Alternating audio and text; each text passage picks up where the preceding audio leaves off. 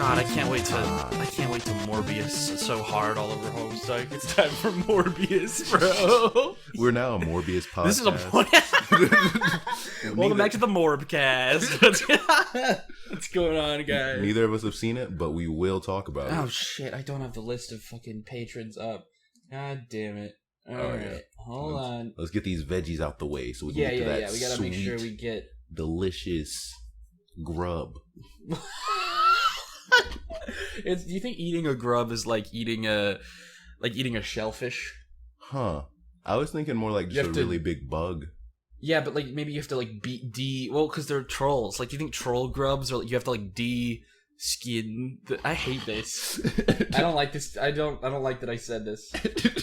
Hey everybody, welcome to the GrubCast. Welcome back. We're back. We don't have COVID anymore. Hey, nobody died. Yeah, nobody died. We don't have COVID. Woo. That's so sick. It's actually incredibly hype. We're fucking back. We're back in the game. No fan art.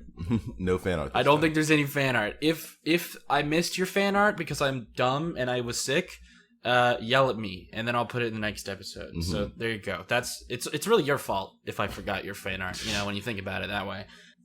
Check out the Discord server. We love talking to people in the Discord server. That's in the description. Check out us on Twitter at the GrubCast. Yes. Go check out ET's music. It's in the description. It's also oh my god. Go check out the Patreon because oh my god, let me tell you about the Patreon. We have 6 lovely patrons. 6 beautiful patrons. We have 6 now. There were only 5 last time, and now we have 6. I know. Dog. We're Morbiusing at an alarming scale. Thank you to our 2 $3 patrons, Mia Bowman and Toby Claspect Expert. Thank you a little extra to our 4 $5 patrons, who are My Homestuck Dante, Blue Liz, Ada, and Changeable Landscape. I appreciate you guys. Thank you all. And you might wonder, why would I give you money? Well, for $3, you get a special role in our Discord server to lord your status over the peasantry. Yes. If you give us $5, then fucking you get an even better role, and go look at your screen right now, dear listener, if you're on the YouTube version. Once again, if you are on the on the Spotify page, you are a second-class citizen, and I hate you. Lower in the hemo spectrum. Yeah.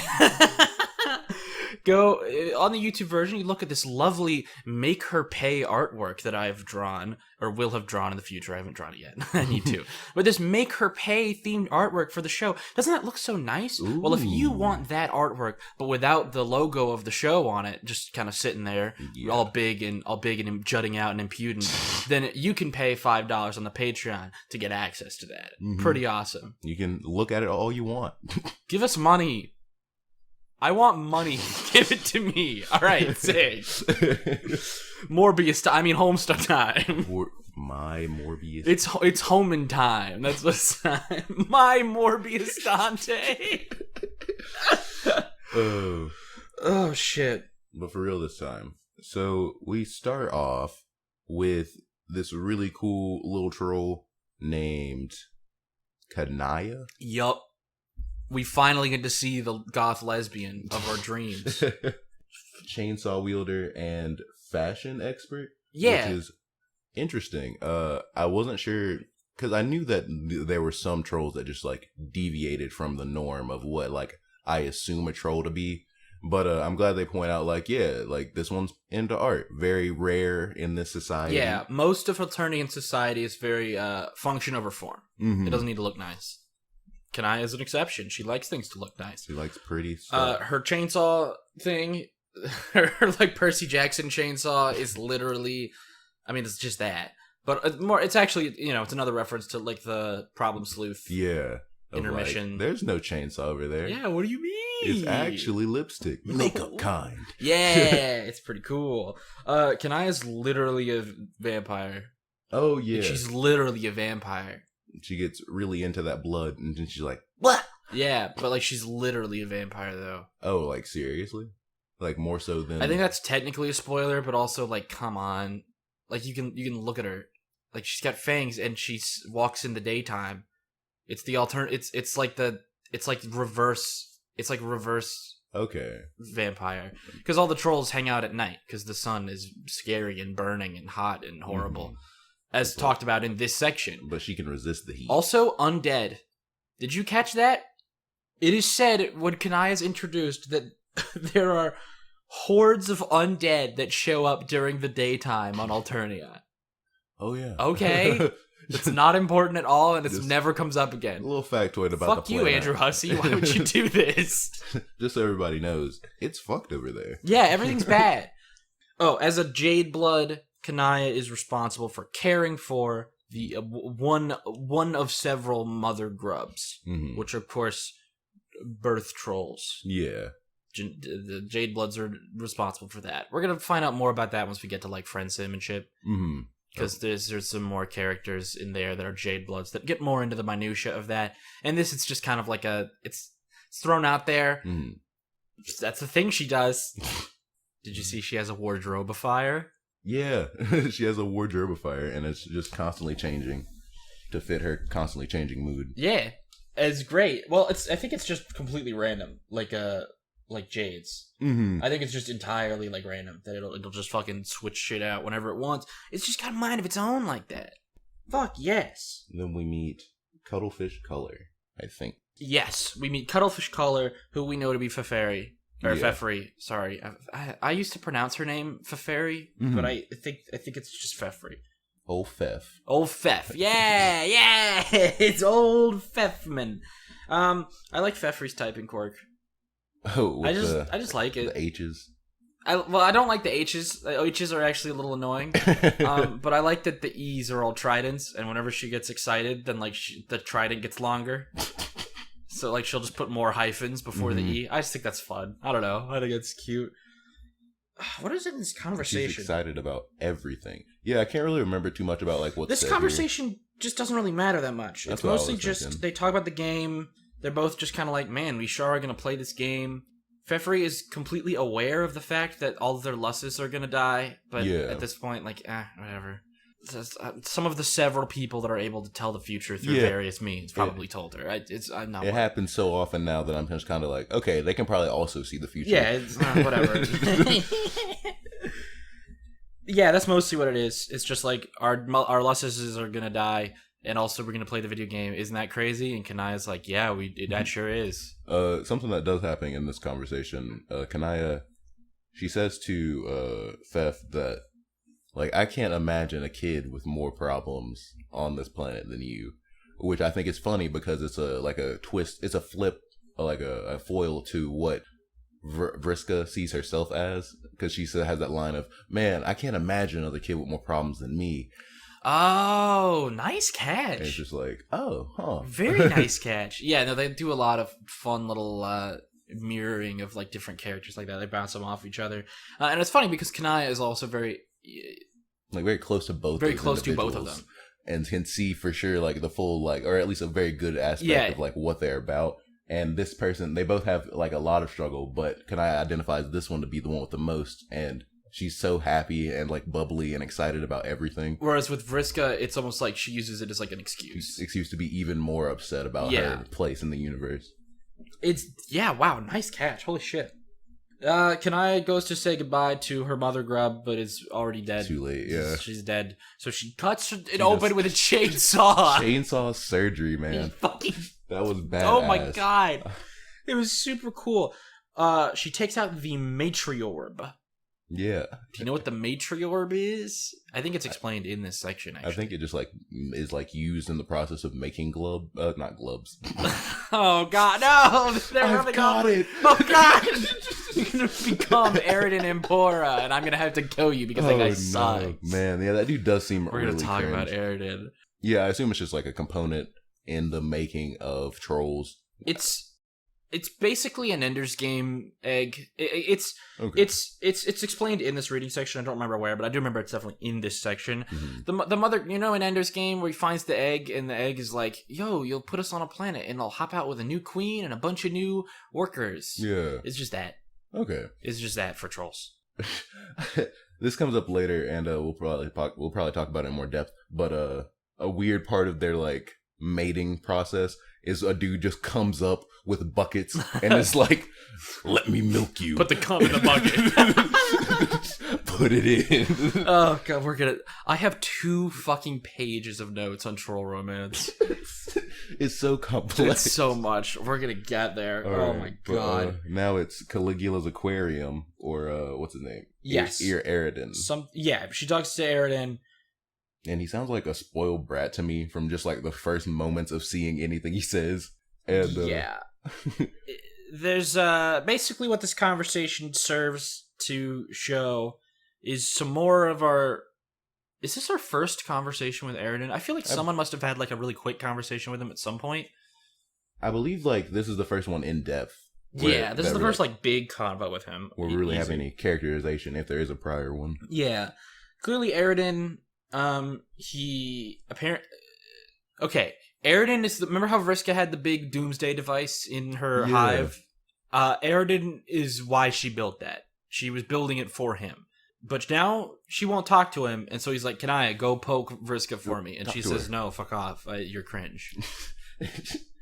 Oh, man. His accent kills me. Yeah, it's pretty funny. I remember the line of... I remember the line where he says, like, come on, you've got to. And she's like, I don't got to do anything. And the more you say it, I got to a little less. It's a great fucking line. He says, he does say to Kanaya that you don't lie, at least to no one but yourself anyway. And I think that's an interesting factoid that like she seems very smart and like a pretty solid analyzer of character, but she's willing to hide things from herself to like keep that secret. The more we find out about her, the more it makes perfect sense why she would be so invested in talking to Rose a bunch. Mm-hmm. Because this is grim. Kanaya is grim. Yeah. She what is it? She is the one that she's the one that connects to she's the one that connects to Rose's server where she kept the tutorial for the game. Yeah, Kanaya reads Rose's IGN walkthrough. She's like, yeah, oh my god, Rose put her review on IGN.com. Whatever that means. Oh, that's crazy. And that's why they all... Remember how before we were talking about, like, why do they know so much about the game? This is why. It's because they read it already. They found Rose's Game Facts walkthrough, which is cool as shit. Yeah, like, she was writing that. She wasn't writing that for no reason. Sending it out in space does help, even though it's futile in the end.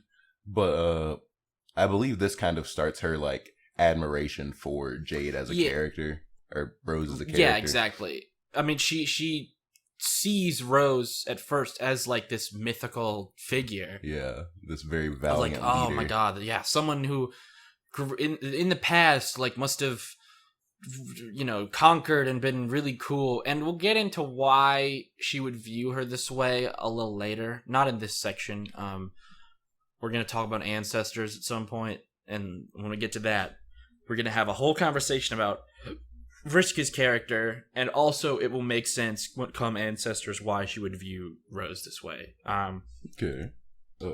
Oh, there's a really cool panel where they redraw a panel of Rose we've already seen, but Rose is but she's a troll. This is pretty funny. That's how she would envision her. Oh yeah. Just some real quick quotes I wanted to cover from. Oh, of course. Kanaya. I think you have more quotes than me this time. I only have like 1 or 2 written down. Some of them just really gave me the chuckles. Eridan's like, pow, wow.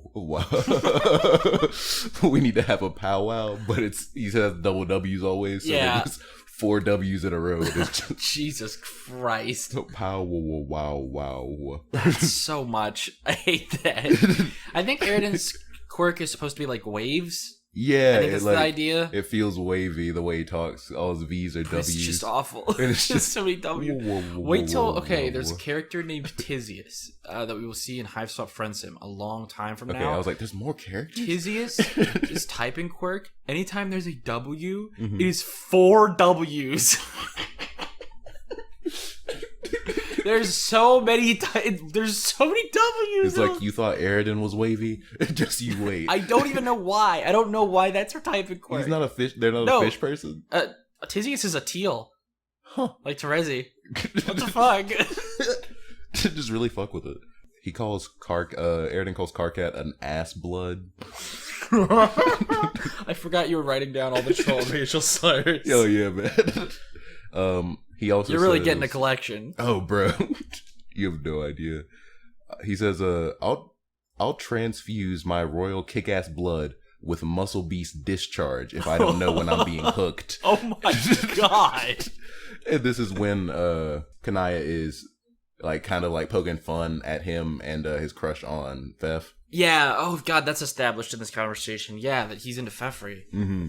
And also Vriska? He wants to be And kismesis also with Vriska, and he wants to, he wants to kiss Feferi a bunch. Yeah, it's like, I want to be Vriska's love rival, but I want to be Oh my Fef's god. boyfriend. Whatever regular romance is. Well, That's it's all the hard regular one. romance. ET, it's so easy. What do you mean? It's all regular. It's so simple. Yeah. You'd You be have pretty someone- stupid if you didn't understand it. You have someone you feel negative emotions to in a romantic sense. Yeah. Next is next is Tavros. yeah. Warned you about the stairs, man. She did not. She did not warn him about the stairs at all. No. Zero warning. There were so many Vriska fucking says, stairs. "Hey Tavros, in your wheelchair, go roll your way up these stairs, idiot." And Tavros says, "Are you serious? Are you serious, dude? Are you Like, fucking kidding me right now?" He's not even that. Like he's Yeah, he's not like, even that upset. Like, come on, like it would just make more sense if there were more inclined surfaces. Since I'm in a wheelchair, I can't fight well if I'm crawling up these stairs. Two Don't be things. such a weakling. There's two things about this conversation. Well, I mean, the first thing is obviously that, wow, this is fucked up. Wow, this is fucked.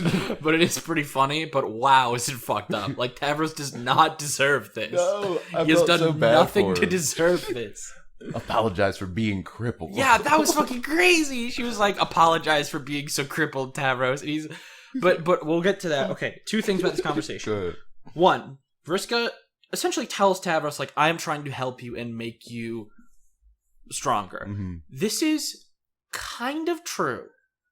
I can't tell. We like, will get to this again once we get to ancestors and shit. Mhm. This is kind of true. It's a little more nuanced than just, wow, Vriska's being fucking awful. Okay. Although she is. Second thing, Tavros gets his first real moment of any dignity here. Yeah. It is kind of endearing to see. I concur. Because the whole time he's been talking about, like, I'm gonna be better with my self-esteem. Yeah. And it's really Rufio. gross and cringe. Rufio. Oh my god. He summons the power of Rufio later. But here's the first time that he actually does. He's like, no, I'm not gonna fucking apologize when you crippled me, you cunt. I'm not gonna do that. There's nothing I could have done about that. Vriska shakes him around a bit. Yeah. What is the problem with Vriska shaking him around a bit? What's the problem with it? With her SBURB cursor. Yeah. Isn't it previously stated that you can't interact with the this player super like can't that? happen. Okay. I don't know why this is the thing. Oh, maybe it's the chair. She's grabbing the chair, but you can't do that. Not even, Remember? John is sitting on the bed and he tries to get Rose to pick up the bed and throw him into the first gate. Yeah, But she can't. but she can't. She specifically says the game keeps you from moving anything that would directly result in like a change of location for the player character. This just can't happen. It literally doesn't matter. I just think like this is just can't happen. I just noticed it for the first time. I was like, you can't do that. What the fuck? No, they talked about this. Tavros attempts to summon Rufio from the movie Hook, but unfortunately he is not real. He's an imaginary friend. Rufio from the movie Hook is aware, like the actor that plays him is very aware of his presence in Homestuck and thinks it's very funny. Just want to throw that out there. What do you have next? Rufio, Awkward Tavros. Oh yeah, Kanaya and Vriska have a talk after that. Oh yeah, can I mediate? Yeah, it literally filling her role in the club one. Yeah, she is essentially the only thing keeping Tavros from getting fucking murdered. Yeah, just like, Vriska, come on. And I was really glad that Kanaya has the ability to like actually get through to Vriska on that level. Saying like, Vriska, you gotta Like, build him some ramps, man. Like, bro, this isn't cool. Stop being a dick, Go dude. get my man some inclined surfaces, and I'll be on my merry way. and she's like, well, how about I handle my server? How about I handle my client player and you handle yours? And she's like, I am. I'm doing that now. It's so good. It's great. It's wonderful. It is Kanaya's the nicest and the bestest, but also the worst. But no, she's the bestest. It was there's like a slight line where the narrator says something to the effect of, no, we're not going to meddle, we're going to help. You're a very helpful person. And that kind of leads me to think that maybe Kanaya really enjoys, like, you know, kind of just like putting her nose where it doesn't belong sometimes. To some extent, yeah. But, I mean, I think Eridan talks about it later, about how, like, fucking Kanaya won't stop, like, being a clubsman. Like, it's just something she's really good at. Yeah. Okay, alright, okay. This is... Oh, wait. Before that. Oh, yeah, no problem. Vriska, as a result, sends Tavros the shoes, the rocket boots. Or, yeah, you're right. So that he can get his rocket wheelchair, or his rocket chair. And I thought that she was just sending him rocket boots. And I was like, that's so fucked. That doesn't help him. That would be really Just, here you go. It's like buying Tavros new shoes. Yeah, just like, oh man. I guess that's what it actually is. I guess that's just what it is. Mm-hmm. Like, you can't get up there. Here's some flying shoes. I can't operate my legs. Like, shit. This is useless to me. It would have been kind of funny if she was genuinely trying to be helpful, and like she just didn't think about that. He's just like, oh, cool, thanks. Yeah, and then he sees that, and Tavros is a cool guy, and he just goes, yeah, I'll just fucking alchemize that with my wheelchair and make a rocket wheelchair. Perfect. With no wheels, so it's not really a wheelchair anymore. No, it's just a rocket chair. Rocket seat. Yeah, which is kind of similar to Bro's rocket board. Yeah, it looks a lot like it, but that's really a theme for, like, rocket things. Yeah, just like rocket things are red, and they go, Pachoo! Did you see the code? The code for the rocket shoes was Pashoos! Alright, that's it. And then she basically says, alright, you can fly now. Okay, well, no, it's a time skip. So they're on Tavros' planet. Yeah. And he's doing the puzzle, and he's like, yeah, I'm having fun playing video games. Yeah. And Vriska's like, I fucking hate video games. Boring. I hate video games so much. I'm a real gamer. I cheat. Yeah, and so she basically just tries to get Tavros to do what Terezi does to John originally. Right. That's exactly what I said. I wrote that down. I was like, man, she's gonna Terezi John kill him. Yeah, except that she's gonna do it on purpose. But she's actually gonna know. So I guess he goes to do that. And then, like, where's the line? Like, I know that she says that she wants to help, and, like, maybe this is her own sick and twisted way of viewing pushing him and making him stronger, but, like, at what point is it not that and she's just being a dick? Because I could easily see her just being a dick and using this as some sort of, like, cover. Like I said, it's a bit of both. There is a bit of, like, genuinely trying to help Tavros not be shit, but there is also a decent amount of just, I fucking hate Tavros and I'm going to bully him. Okay, so Tavros goes through his 7th gate.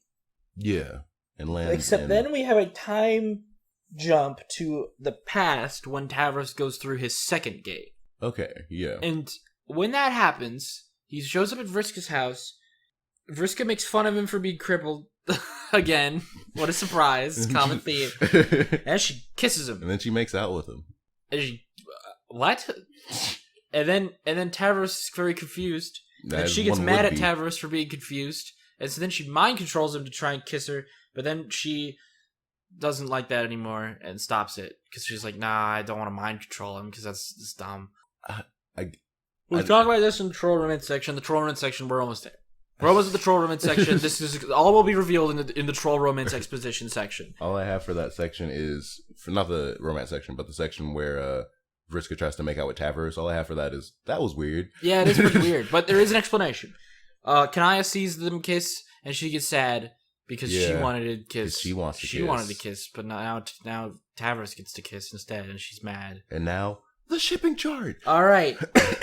Here we go. Alright. Troll romance. E.T., what the fuck? It is complete and utter nonsense, I think. Yeah? And it seems to line up beautifully with their aggression and negative emotion field system. Like, these as entities, it works well for them. It does. It's genuinely really cool. Alright, so I have this kind of divided up into 2 things here. I got, like, general information, and then I have, like, quadrant-specific stuff. All I have is the names of them. That's all you wrote down is the names of them? Yeah. Okay. That's all I really needed, though. Like, I get it. Yeah, you get the concept, but there's some more, like, weird specific shit. Alright? So, based on the 4, like, card suits, that's, like, the symbols they used. They're, once again, using the card suits for shit. It's not the Midnight Crew this time. Yeah. He just likes cards. Husky likes cards, leave him alone. That's what this is. Alright? Husky likes cards. Let him play cards. It's based very heavily on like fatalism. That it mentions in this section that the trolls very much believe in the idea of there like being a like destined partner for you, like predetermination. Unlike like where we kind of view dating as like a, oh, I like this person, let's see where that goes. Try like they think like there is a troll somewhere that is destined to be my kismesis specifically or whatever. That'll fit all these parts. Like someone will fit each individual quadrant. And if you are in one quadrant relationship and you have a different quadrant with someone else, it's not cheating. Like if I'm kissy with someone and then I'm hatey kissy with someone else, that's not cheating because it's just two entirely different quadrants and two entirely different types of relationships. Different types of relationships. Yeah. Not what you It's almost like considered healthy to have all of your quadrants filled. Yeah, it seemed like they want balance in all those. This is a pretty obvious parody of chipping culture. It's locking down what is a large part of fandom culture and trying to graph it, basically. Yeah. Trying to like lock down very abstract concepts into like a system that you could, like a mathematical formula that you can use to like define ships, and it's pretty fucking funny. This is like kind of a common theme in Hussey's work. He does it again in Psychocolonials, where he tries to like graph all like essentially come up with like a graph spectrum for like all gender, which is pretty fucking funny as well. Hussey has it's like a kind of running bit with Hussey that he likes to like take very big abstract nebulous concepts and like nail them down to a science. It's like this is the exact perfect way for them to analyze this. This is just kind of how it is for them. I think the way I want to do this is you'll go through your like general information, and then when we get to quadrant specific stuff, I'll tell you my janked synopsis of what these are. Sure. And then you can go through like what they actually are. The only last general information is just that like you kind of have it divided in half. The two quadrants on the left side have to do with reproduction. The two quadrants on the right side have nothing to do with reproduction. Platonic quadrants on the top are like positive emotions. Quadrants on the left or on the bottom are negative emotions. This is where we talk about Mr. Bucket Man. Mr. Bucket Man shows up at your house and says, "Put the cum in the bucket." Yeah. And if you can't put the cum in the bucket, you die. They'll kill you. They kill you. You are dead. It's just such an aggressive way of life. And then the last thing I have for general information is essentially there's a lot of like switching back and forth between relationships who are in a pair. It's most common in the like reproductive relationships. Yeah, because you can switch back and forth between kissy and hatey very easily. This is what happened. Do you remember back before when Equius programmed Robot to love him? Yeah. This is that. Okay. She's fucking beating the shit out of him, and then it turned from a like love relationship to a hate kiss relationship because she hates him so much for trying to make it a lovey relationship. That's what was happening there. They're switching back and forth between quadrants. Hates him so much for doing it that she wants to kiss him. Exactly. Boom. All right. Give me your scuffed quadrants, ET. Well, first, with how the complexity of troll romance, also the concept of the bucket man who will wring you dry if you don't. He it explains a lot more why Karkat is so into romance movies, because there's just so much more depth to them than they're like a rom-com in our universe isn't the same as a rom-com there. It'd have to be like a rom-com black or a rom-com red or a rom-com pale or something weird. As explained in this section, he apparently tries to tell John about why his romance movies are way better than John's. Yeah. And that is a part of it, is that there's lots of different quadrant relationships to all keep track of. So imagine like anime love triangle misunderstanding times 1,000. Times like 1,000,000. Just exponentially just It's a love pyramid. I don't know. We start to get to like fourth dimensional shapes. Yeah. Describe it. Like it just how. That's why Karkat's such a fucking genius. He's got that shit on lock. Yeah, man, he's really good at that. Like, that's a very good skill for him, and I think that's interesting. I'm glad that that's his niche. A May sprit. My sprit. Yes. That is just regular, bland. That's regular human shit. Romance. The example used is Dadbert and Momland. Yeah. They like to kiss. They like each other. That is the flushed quadrant. Signified by hearts. That's just what we think of as romance. Easy peasy. Moving on. The next one is the Kissmesis, and that's like your like passion rival, someone you hate so much you'd be down to fuck, but like only in a mean way. Yeah, it's the Caligulous Quadrant. That's how it's pronounced. The Caligulous Quadrant results in kismesis-tude, and man, they hate each other. It's referred to as a like an arch nemesis, or like one step up. Like you have a mortal enemy, and then this is like a step above mortal enemy. Yeah, like my soulmate of anger. Yeah. The example used is Jack Noir and the Black Queen. Yeah, it was very clear for trolls what this relationship setup is, but for humans, it's like really it's weird and hard to understand. Next is the auspicious. Yes, the Ashen Quadrant. The Ashen Quadrant, which is your mediator for two friends that hate each other. Yes, this is the hardest one to understand. Yeah. By a long shot. This is easily the hardest one. Because it's like, why would you have a friendship with someone that you hate? So, the purpose of an auspicious is essentially to keep a kismesis-tude from happening.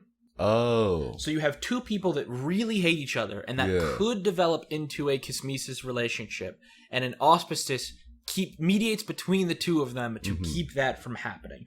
It's probably the most important of the four.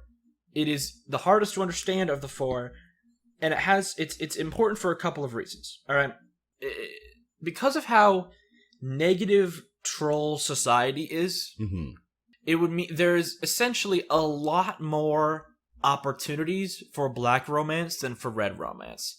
So this one keeps the proportions in check. It keeps there from being a disproportionate amount of kismesis. It keeps there from being a disproportionate amount of that compared to mates per chip. And as well as it because of how much people would hate each other, it is also very useful in stopping black romance infidelity.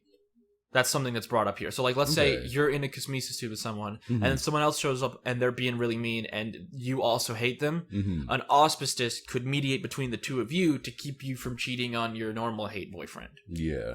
It'll make sure it's only tied to a certain level. Like, this is a person I hate, but they're not my person I hate fuck. Exactly. And specifically in the context of like what we've seen in the stories so far, auspicious.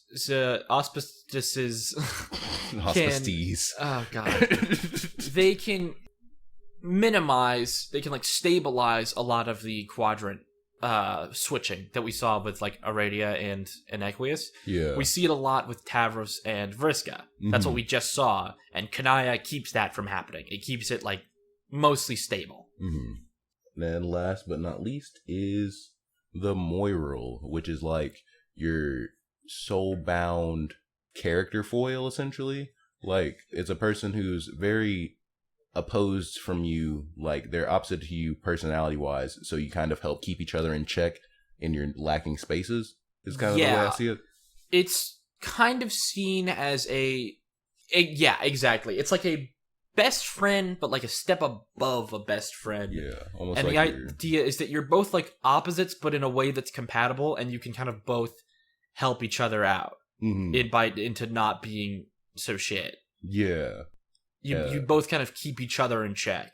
So like if they use Eridan and Feferi as an example. If Eridan and Feferi's Moiral ship was functioning properly, which is not, we'll get to, but if it was functioning properly, the idea is that Feferi would keep Eridan from being a murderous maniac, and Eridan would keep Feferi from becoming a pansy. Yeah. That's the idea, is that Eridan keeps Feferi from like going soft, and Feferi keeps Eridan from murdering everyone. Literally causing genocide.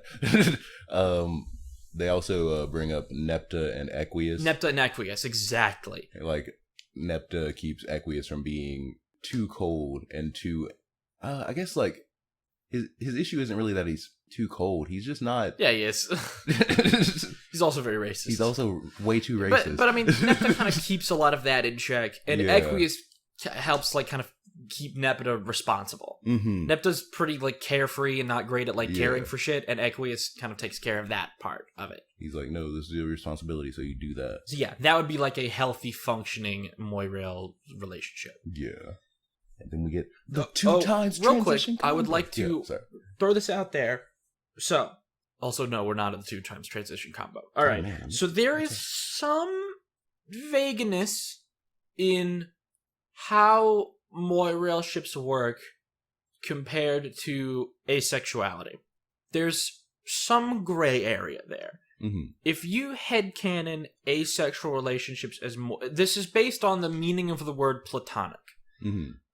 Because platonic technically does not mean without romance. It means without, like, sexual romance. Okay. So if we're going purely by definitions, I think you could slot, like, asexual relationships into a Moirail slot. But the interpretation that's much more supported by the text Mm-hmm. is just, like, no, like, not what we humans would consider romance. Mm-hmm. And more just like a best friend situation. But there is some gray area there. There's some room for headcanon there. Yeah. Just throwing that out there because that was actually a conversation we had in the Discord server that I thought was interesting. Oh. Let's figure out the GIF. The GIF? At the end of the troll romance section, there's a big GIF. And it says, well, what's happening here is really simple. It's, Oh, yeah. well, you figure it out. So let's figure it out. Okay. I have the GIF somewhere. Where'd I put the GIF? Here's the GIF. What's going on in this GIF, ET? Okay. So, yeah. So, on one side, Tavros and Vriska have the potential of being lovers and hate lovers. Yeah. But with mediator Kanaya, she's going to help prevent that. Also, Kanaya and Vriska are Moirails, but Kanaya wants more from that relationship than Vriska wants. So she's kind of becoming a heart, but it's not reciprocated, so it's not the full heart. Yep. A similar thing is happening on the other side with Fef and Eridan, where they're Moirails, but Eridan wants more from that, so he turns into a heart for a little bit. And that's not working out. And how Eridan was always talking to Kanaya to get Vriska to talk to him, she's mediating them, even though they used to be hate lovers. Yeah. Is that it? Is that what's happening actually here? Nailed it. Good shit. There you go. That was All our right. pop quiz segment of the show. Thank you, everybody. Please turn in your answers to the teacher at the front of the class. You all failed horribly. You all failed. I don't know what you thought was happening. Good job. But there we go. That's troll romance. it's All complicated. troll romance. There's so much. All troll romance is no longer in the spoiler section of the Discord server. God, that's so convenient. Fuck yeah. Now I can talk all about all these trolls that love each other. Yeah. And the 2 trolls that love each other the most are Feferi and Eridan. They get along so well. They love each other so much. Nothing bad happens to them. They have such a flourishing relationship. Yeah, it's so cool. Eridan and Alright, let's talk about them. Eridan and Feferi are introduced. They kill a big whale. They feed it to Feferi's Lussus, which is fucking massive. Which is impossibly huge. When I first see Eridan and he shoots that whale, I was like, damn, was that a railgun? No, it's so cool. His gun is really it's called Ahab's Crosshairs. Yeah, man. That shit. Incredibly cool weapon. I think it was badass. Alright, remember when we talked about Equius and I said that there was only one character more racist than Equius? Yeah. That's Eridan. That's Eridan for Just sure. to be clear, I think that Eridan is more racist than the, like, troll empress. Isn't that just Fef? Or are you talking about the one No, that's the like actual actually one. there now? The one that's, like, responsible for Alternian society being so racist.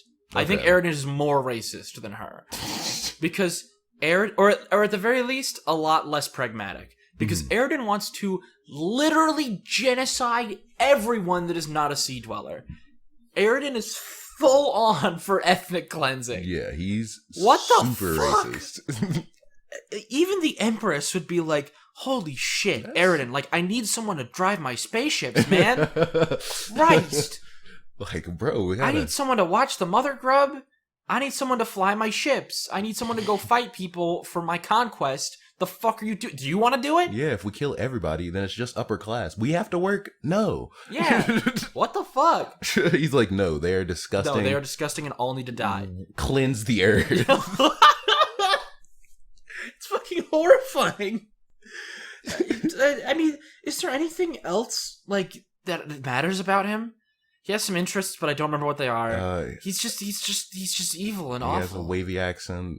He has guns. He has guns. I think he's the second highest on the Hema spectrum. Likes money, I think. I mean, yeah, but I think most of the trolls like money. Like, isn't it nothing of note other than severe racism? Yeah, he's super racist. And Feferi's just like the nicest person on the entire planet. Feferi's so sweet.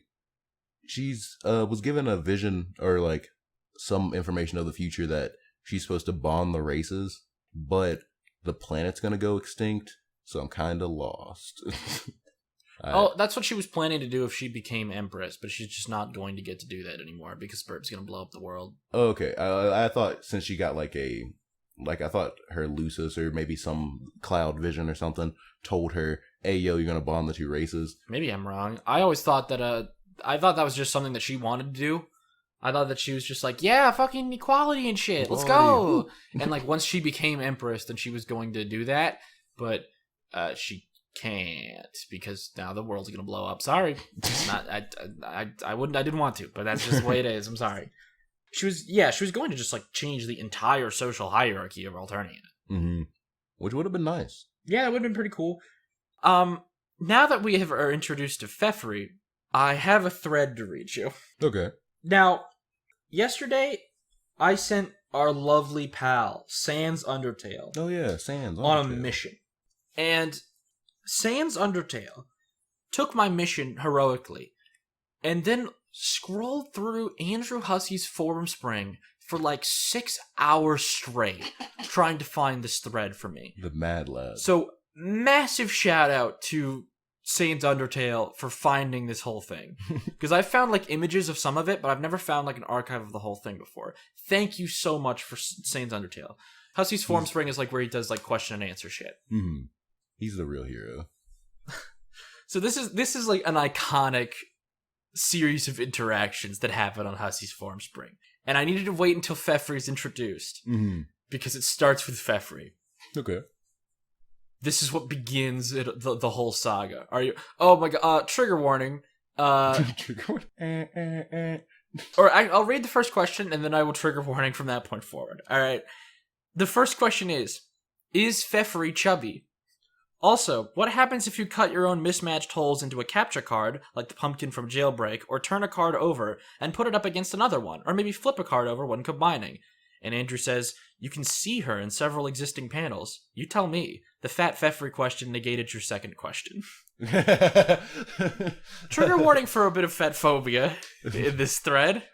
Because this was a while ago. Yeah. But it's also very funny. So I would like to read it to you. Okay. But just let you guys know, bad things happen in this thread. Oh dear God. He's like, the first question completely negated me even kind of touching that second one. It's an interesting question too. It sucks that he didn't. I think it was just too pedantic. Here we go. Oh boy, are you ready? I don't think so. No, you're not ready. Yeah, no, you're not ready for this. Hey Andrew, why do you keep drawing the characters as noodle people when they're so chubby?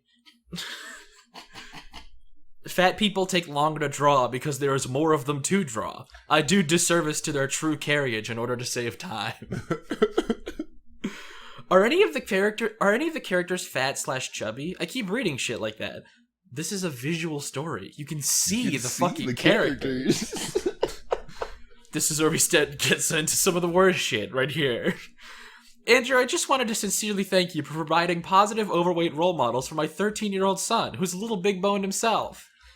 Your son fucking disgusts me. Yeah, it's only downhill from here. Oh my god. The sprites look pretty fat. Are they fat? Yes. The denizens are actually fat camp drill sergeants. Have you ever been romantically attracted to one of your characters? Only the fat ones, i.e. all of them. This is spiraled completely out of control. Oh god. Almost immediately. Immediately. It was so fast. What the fuck is with all these chubby questions? Did you start this shit? Pipe down, fatty. Is Nana Sprite fattening John up because she plans to eat him later? I'm not answering any more fat questions. Any more fat questions. And yet then he did. I just read this next one. Okay, remember how I said that things got crazy? Yeah. This is when things get crazy ×2 combo. Oh, all right? No, we're not even close to the worst of it. Andrew, I think I'm fat gay for you, which is like normal gay, but heavier, which makes it more passionate.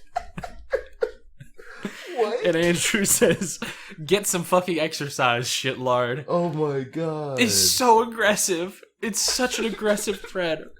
Are you really an asshole about fat people, or do you just not care and troll the people who ask? I'm prepared for this potential trolling. That's like a legitimate question. Yeah. It's like an actual question, like, hey, Like, Hussy, are you actually being mean to fat people, or is this a bit? It's a bit, And then yeah. Hussy says, it takes every ounce of willpower I have to suppress my furious sexual attraction to the morbidly obese. Please do not rattle my cage. My furious sexual attraction. So if you're going to marry Vriska, does that mean she's the fattest of all? Most monitors don't have the horizontal resolution to properly convey the grim reality of her astonishing girth. We will be married at SeaWorld. It's so much. What would you do if Vriska was on your bed right now? Cut a hole in the side of my house and have her lifted out via crane. Oh my god. If I'm in love with Vriska, and since she's 13 years old, does that make me a pervert? No, merely my sworn rival. She's not big enough for the two of us. Wait, what am I saying? Oh my god. It's so many. It just keeps. We're almost done. Wait, no, we're not almost done. Fuck. We're almost done. There's Not even so much kinda. of this. Can we assume from the beehive in Vriska's land that her consorts were bees? Her consorts were Pooh Bears. They were reaching up their fat fucking poo paws for some motherfucking honey. Are you cheating on Vriska with Mrs. Paint? Vriska went on a diet and I immediately demanded a divorce. This next one is my personal favorite. What is your preferred method to fattening Vriska up? Gross, what a weird question. Ew. Why would you ask that? Do you regret not signing a prenup with Vriska now, or has being with Mrs. Paint made you forget all your troubles? I did sign a prenup, but she ate it. Where did this whole I love fat Vriska thing come from? Someone asked me a dumb fat Feferi question and it ballooned out of control from there, like Vriska's grandiose waistline. Is Dave's chin masculine? Is it about as large and double spherical as Vriska's fat ass? Shut up. Shut up. And then, the final question. I cannot stress enough. This final one. This is the worst one. This is the worst one. Please leave if you can't handle this. Is Alternia the Mexico of the universe? If so, was the rift a failed attempt at a border fence? Oh my god. Yeah. And then Andrew says, just so everyone is up to speed, this is the aggregation of all the Formspring memes we need to be pounding repeatedly. Fat Mexican Vriska has a nice ass, and I am presently married to this woman. I feed her a steady diet of surprise noodles, finish crumbs, and every day I must pry her monstrous carriage out of bed with a shout pole. From time to time, we seem to endure various forms of marital strife. Please adjust your useless questions accordingly. And that is the saga. Oh my god. The saga of the fat Vriska thread. I don't even have words. I can't. That is so unacceptable by any current, moral standard. It's kind of unacceptable from the standard back then, either. We can't really, defend this with the whole, God, it's a product of its time. I don't know. That was I feel like that was excessive even back then. Absolutely. I can't Holy shit. Oh god, it was I can't. I don't even have a reaction that's suitable for this situation. The reaction was laughter and then pure death in your soul. Oh my god. that came from Feferi. That came from. It hey, starts off pretty chubby? Normal. Is Feferi chubby? I'm And then just Hussy curious. says, He's like, "Look at the pictures." Look at him. And then it just devolves into nightmares. Look at him. Would you consider that chubby? Well, there you go. There you, And then it just although spirals. I will say, I think it is based on this thread, but like kind of flipped around to be like positive representation as opposed to whatever the fuck that was. Whatever. It's that kind of was. Flipped around. In Pest Request, Feferi does have a larger body type. Okay. So good job. Yeah. It's there you go. Positive representation. That's the character arc. That's one of the few things that's good about Pest Request. There we go. Back to Homestuck, I guess. Like, how the fuck do we even follow that up? Like, we should just keep talking about Homestuck. How do we transition? We don't. Oh, fuck. We gotta hurry this shit along. Yeah, Feferi and Eridan are complete opposites. I wrote down a little quote from them where Eridan goes, glub, glub, glub, glub, glub, glub, glub, glub, glub. And they make a bunch of fish puns. Mm-hmm. And then essentially Eridan just says, okay, please, let's not get into the whole fucking fish pun thing again. Like, we get it. We're nautically themed. And I thought that was funny. He, like, breaks the fourth wall a bit. All right, Eridan and Feferi have their first conversation. I immediately understand why they break up later. Yeah.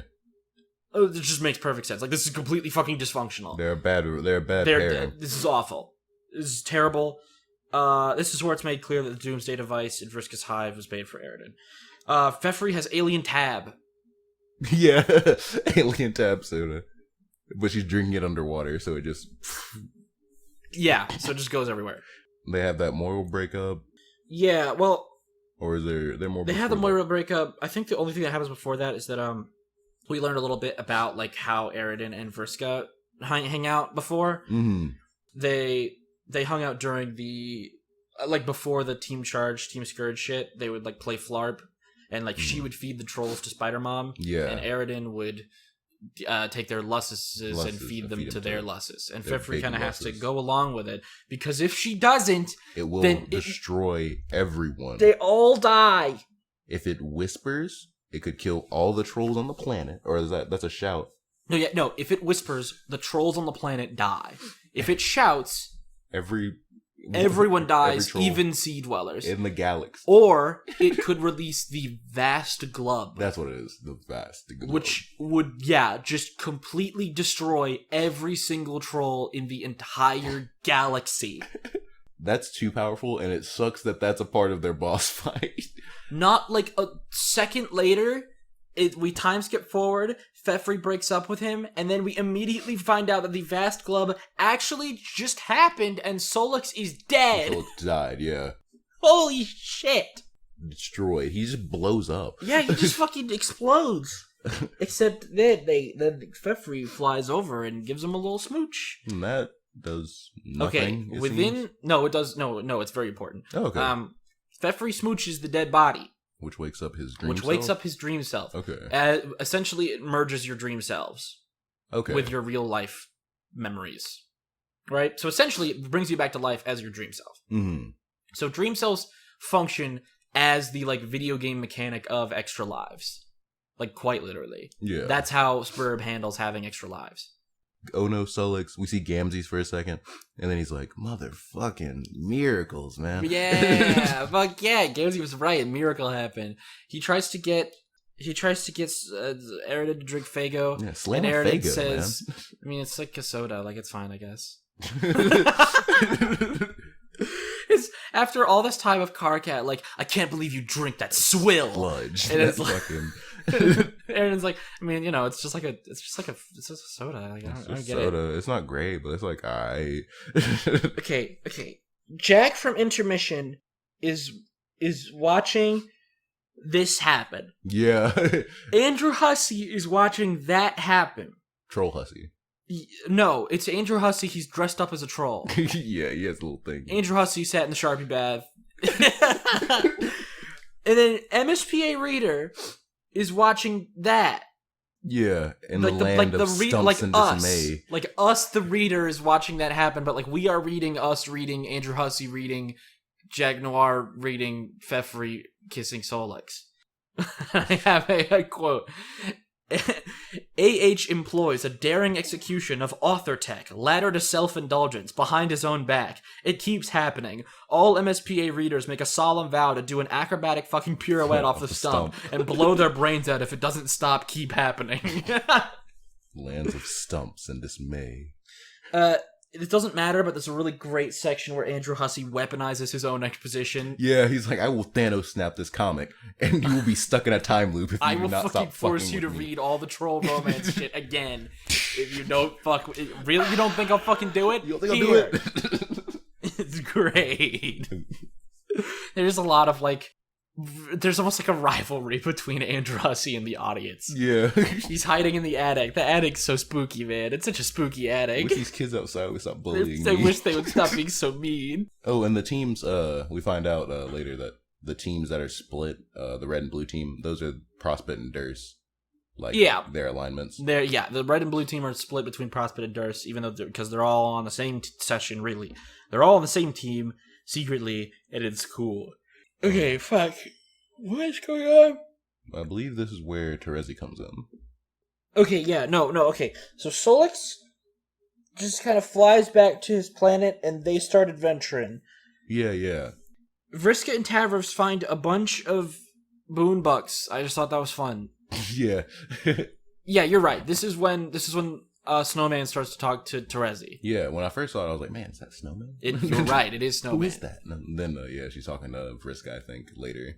Yeah, she's talking to both of them. Okay, Snowman is...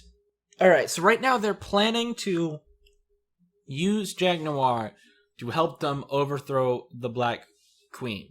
Mm-hmm. So now the Black Queen in the future as Snowman is essentially closing that time loop by... Okay. So we know that this works.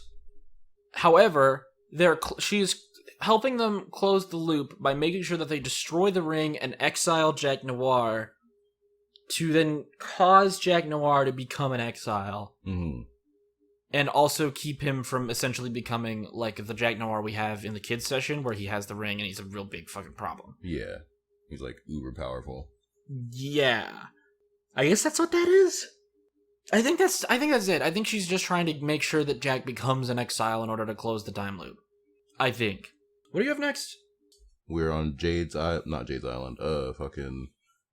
Oh god, this is where the Kanaya's, memos happen. Yeah, all the memos with fuck, alright. Karkat. Actually, that is what I have next. Might be. Alright, I love the memos. The memos are some of my favorite pages in the comic. I genuinely love the memos so much. It's just Karkat yelling at himself. Yeah, the vast majority of the memos are Karkat screaming at past and future versions of his own self, and then past and future versions of him screaming at him. Mm-hmm. There's a really, really good version of this that shows up in Act 5, Act 2, that is one of my favorite things. It's so good. Okay, yeah. So Karkat, he makes the memos. The memos can be seen at any point in time. Mm-hmm. All of them can be seen at any point in time, including... And anyone from any point in time can respond to them, including Karkat. So the time loops work because once you start writing the memo, then it no longer exists, so you need to write it to cause it to have existed for you to have read, to then type it. Yeah. It's more paradox time loop shit that's cool and awesome, and I like it. It's like you get one quick glance at it when you first open it, but after that you have to make it. Yeah. And it's more just, I mean, it's just really confusing. It's just really confusing to understand what the fuck's happening in these memos. Yeah. It's like past this character is like, oh, hey, and then future this character is also upset about it. Yeah, it's real function. It's just, it serves a great way to give exposition to the audience in a way that is still, like, diegetic. Mm. And I like that. Hearts Boxcars really wants Tavros to kiss Vriska. Yeah, he really wants that. I think it's funny that he's into the romance, even though Jack hates it. Yeah, I think that's funny. Hearts Boxcars is a little romancy boy. He's like, kiss her already. Fucking do it. Jesus. But he doesn't. He's a bitch. All right. Okay. We're almost done. Fuck, we're almost done. All right. Kanaya respond to memo. Mm-hmm. This is my favorite conversation in this reading section. The land of rays and weird glitchy thing. Yeah, we don't know where she is because that would be a plot spoiler. Oh, interesting. This is my favorite conversation in this section. Once again, our boy Andrew Hussey kind of pulls back the comedy curtain, and once again we get a little bit of a somber conversation here. Yeah, this is a good one. Yeah, it's like a really good one. So Karkat is essentially This is Karkat from after whatever has fucked up their session from the kid session has happened. And Kanaya is still, like, playing the game. And she responds to this memo. And it's part of what makes this so hard to, like, read and, like, sad is that, like, Karkat's self-loathing is no more, like, fun, and it's not, like, just him being angry and shit. Karkat's self-loathing, it's very defeated. Yeah, this version seems very sad. It's like, I don't even want to yell at myself anymore. I'm over it. This version of Karkat essentially... Think about what we've seen from the other memos, all right? Karkat has spent so much time being like, I'm the leader, I'm in charge. Leader me. Trying to wrangle everybody together. And at the end of all of that, something happened and they failed. In his eyes, he thinks that essentially he has lost all respect for, like, no one even bothers looking at the memos because he's filled them up with, like, unreadable, like, arguments between him and himself.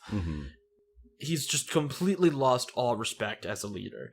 So he doesn't even know how to go forward as the person who's in charge because he feels like he's already fucked it. Whereas Kanaya is at a point where she is struggling to, like, do her role in the game. And so she kind of puts that forward. Like, I don't know what the fuck I'm doing right now. And they both kind of really help each other here because Karkat essentially just gives her straight up moral support, emotional support. Yeah. Like, you're gonna do fine. You'll be fine. You got it. You can do it. In doing that, he has now helped. Karkat has now, like, given himself some self-worth again. Like, he's proved, like, no, I am helpful. I can get things done. And so they both kind of go back to their respective tasks with, like, renewed vigor in their respective points in time. It's genuinely really hard, really touching. I like it. Yeah, no, I think it's a great character moment. It's easily my favorite one in this section. Oh my god, yeah, and then she scrolls up in the timelines and sees a big green. What's going on there? What's happening? What?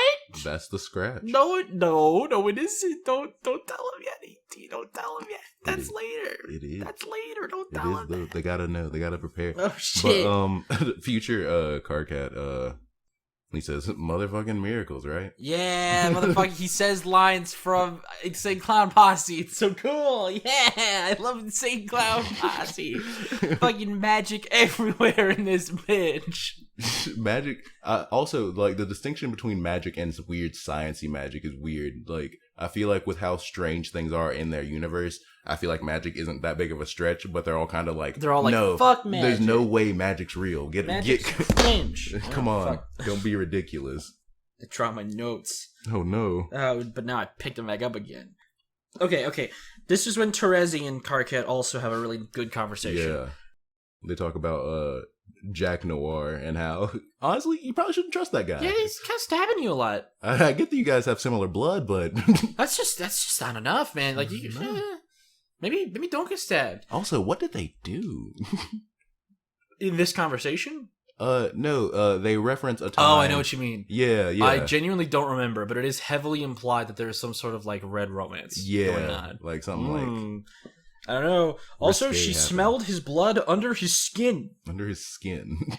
And was like, oh, yep, that's candy red right there. That's what it is. That I know he's a mutant boy.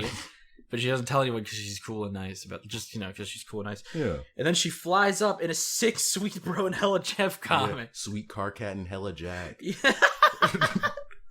Kid, where'd you go? I was going to show you my stabs. That's what he says in the comic. My stabs. Is there anything else you want to say before we get into the really big shit? Because we're at the big shit right now. Oh, no. The next thing I have is big shit related. All right.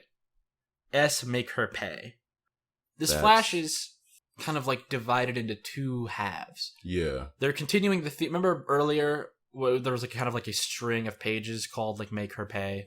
Mm-hmm. Where it's like them kind of going back and forth, like fucking each other over. Yeah. This kind of continues that. Mm-hmm. The first half of this is essentially the final piece of the Team Charge and Team Scourge incident. Mm-hmm, yeah, So, what causes that? Let's recap that. Blind. Right? They're playing Flarp. Terezi and Vriska are on a team. Eridan and Tavros are on a team. Mm-hmm. All right? Terezi's gone doing something else. Eridan's gone doing something else. Vriska cripples Tavros. Because Vriska cripples Tavros, Eridan sends ghosts to go fuck with Vriska. Mm-hmm. Because Vriska doesn't like ghosts, she mind controls Solix to kill Eridan. Right? Yeah. Terezi doesn't like that, so she contacts Doc Scratch and gets him to blow up the cue ball, which blows up her arm. And that's where the start of S Make Her Pay just kind of picks up. Yeah, her just lying on the ground, armless. This flash is so fucking cool. I've seen it like a million times. I've seen it so many times. It's literally like the coolest thing fucking ever. It is really dope. It's fucked, man. It's really fucked. So Vriska takes control of Tavros because he has the ability to control animals or like demons or like he can commune with animals. Yeah.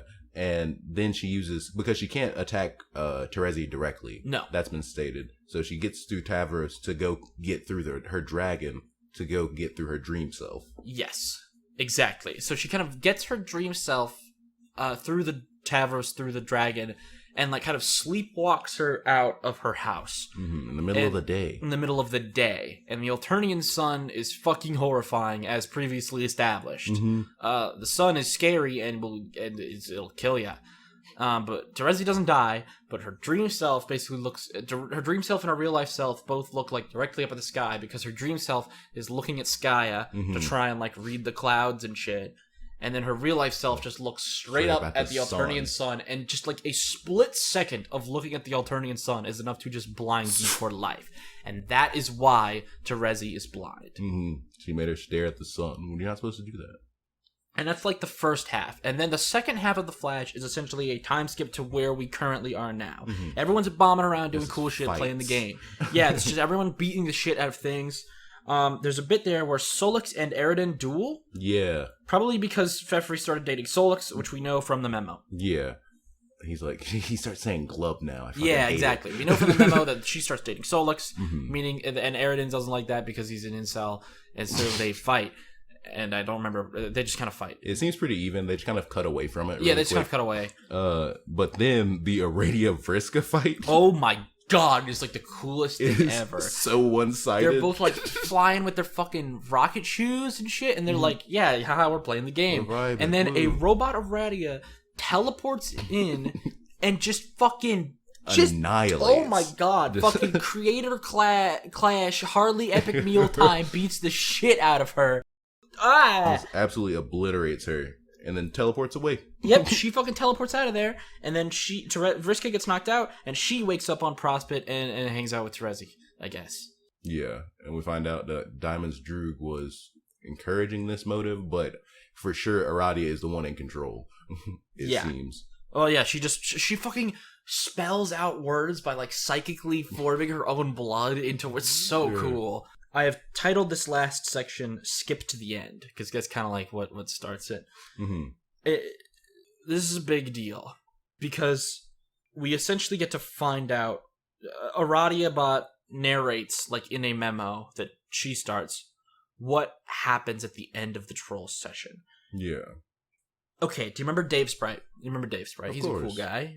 There are been a while since I've seen him. Thousands of like alternate timeline version. This is where we finally get the idea introduced of a alpha timeline and a doomed timeline.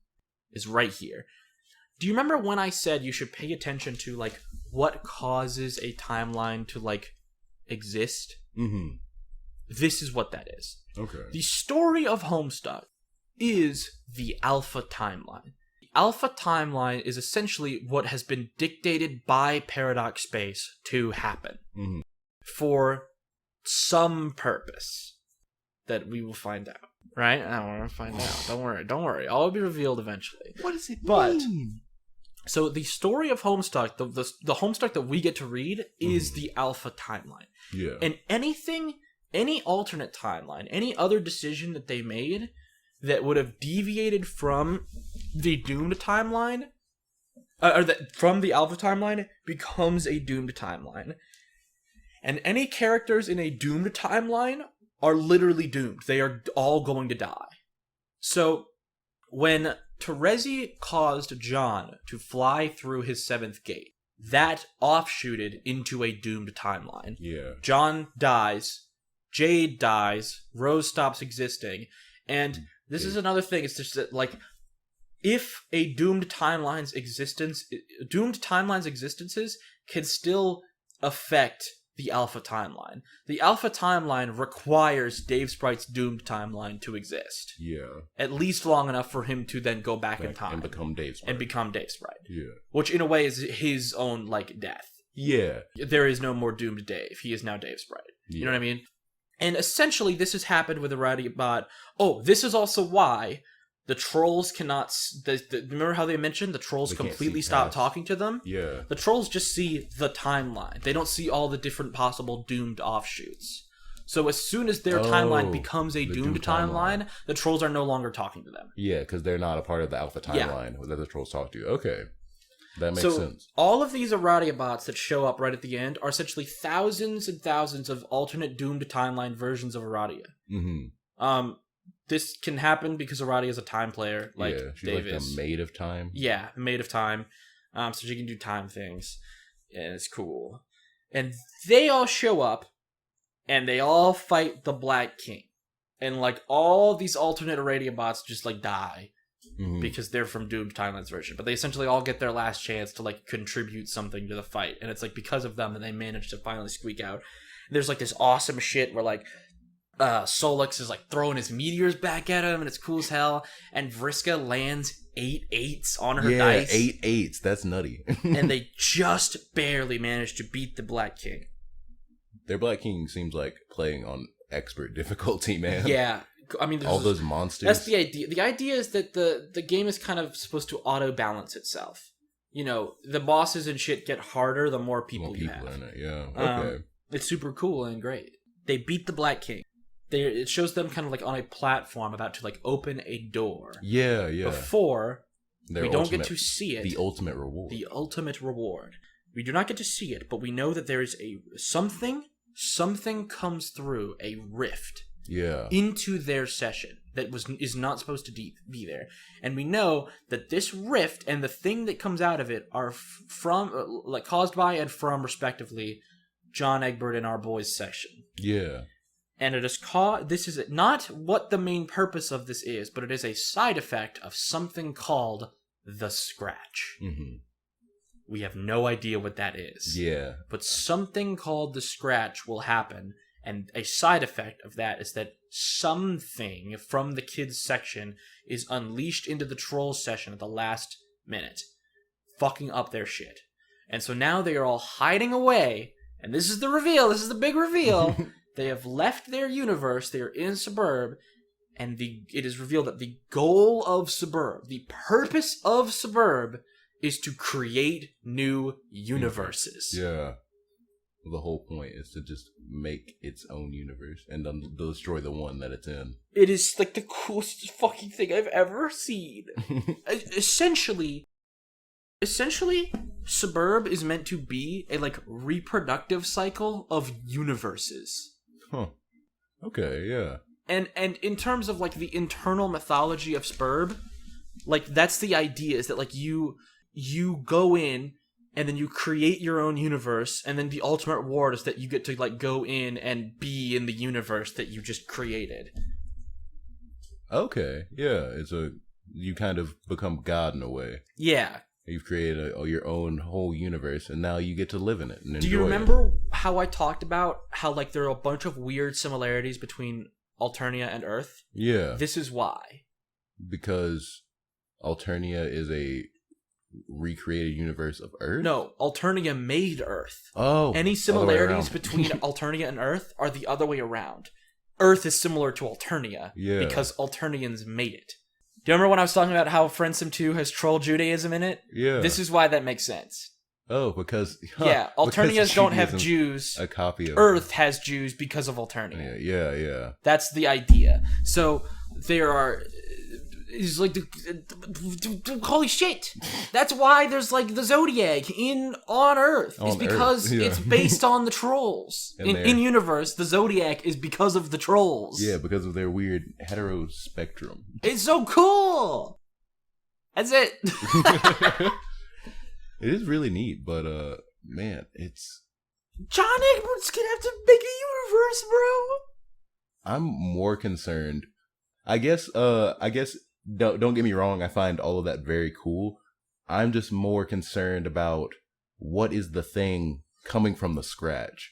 Like they dropped that hook right before that reveal, and that's for sure where my attention was. Oh, it's important, yeah. It's probably Doc Scratch. Like I feel like I've guessed that about 90 things now, but like there might be. I don't know. But he's already around. Like characters have interacted with him. We'll have to see. That's not I don't weird. know. What adventure could await for us? I don't know. It's got to be somebody. It's literally like the coolest fucking thing I've ever seen, bro. They're all so cool. Holy shit. We're getting into it. Like this is it. Like remember what I said when we started Act 4? Mm-hmm. This is Prime Homestuck. We are in Prime Homestuck. We're in it. Act 5 is without question pretty much agreed unanimously by everyone. Like Act 5 is Homestuck. Like in its best form. That's like Act 5, Act 1, and Act 5, Act 2. But even more specifically, Act 5, Act 2. Like Act 5, Act 2, which we're going to start next week, is that's it. Like we're in like the best of Homestuck. Aren't you fucking excited? Oh, dude, I can't wait. It's so cool. It's gonna fucking happen. It's gonna be amazing. Oh my god. Closing thoughts. I basically said mine. Mine is just like, holy shit, this is like the coolest thing I've ever seen ever. Even though I've already seen it 4 times before now. I'm super scared of what's gonna happen to my boys. My sweet baby children. Yeah, we're back to John Egbert and the gang next week. I'm also super scared of what they've just been kind of drifting through space, bullying the kids. I'm very curious on what's gonna happen with them. What's gonna happen with the trolls to keep them all from dying? Yeah, because like they also are a part of this, and like they're inching their way towards a big nothing. Yeah, and like just to be clear, like this thing that came through the rift and like fucked them up, like it's still out there trying to find them. Like they're hiding from it on the meteor. Oh yeah, okay, yeah. And that's all the conversations that they have with the kids in Act 4. Mm-hmm. All of that is as they're like hiding on the meteor from this thing. Yeah. Fuck. Fucking, we're all fucked. We're all gonna die. Like, what's scarier than their fucking boss? Like their boss fight was disgusting. Yeah. What's scarier? This thing is worse than that. I don't know. Oh man, but I hope everyone survives and makes it okay and learns a moral lesson. I hope so too. Yeah, hopefully it'll be wrapped up in a really, convenient and timely fashion in a way that, it'll be over soon. We're almost done. It'll be like, oh no, Scratch Monster. Yeah, we're almost done with Homestuck. There's like maybe 3-4 more pages. There's like 2 pages. Yeah, left. We'll finish it up next. Yeah, we're finishing Homestuck next week. All right, next week we're going to start Act 5, Act 2. Yeah. Pay attention to the numbers, ET. All right. It's a big animation that we're ending on, but you should still also pay attention to the numbers. You bitch. I'm gonna smack you. No.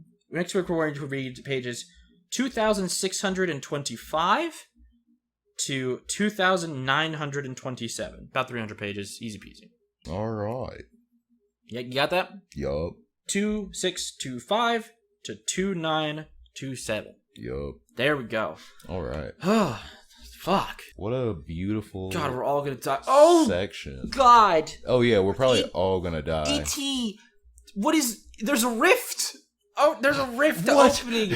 There's a rift opening from Toby's SBURB session. Toby's done the stretch. No. And something's coming through the rift and it's gonna fucking kill us. What is it? That? Oh, why is it so ugly? It's racist cobalt. No. It's racist cobalt. It's coming through the rift. He's gonna fucking kill us. Dude. Oh my god. Grab your hammer. I have to grab my hammer off of my shirt and then smack him with it. I need to I'm gonna freestyle in the background for moral support. I need to put my board games into my Strife portfolio as a board game kind, and I'm gonna hit him with a box. You're gonna just call you have a concussion. Oh goodness! Oh, it didn't even hurt him. That was a nasty paper scratch, but he's fine. He's fine. Oh, all right. We're gonna run away now. Hide on a Hopefully, meteor. you'll be able This to is record scary. next week while we're running away from racist Cobalt. Oh fuck! Can we escape? I don't know. No, You should find we're out if all we escape doomed. next week on the GrubCast.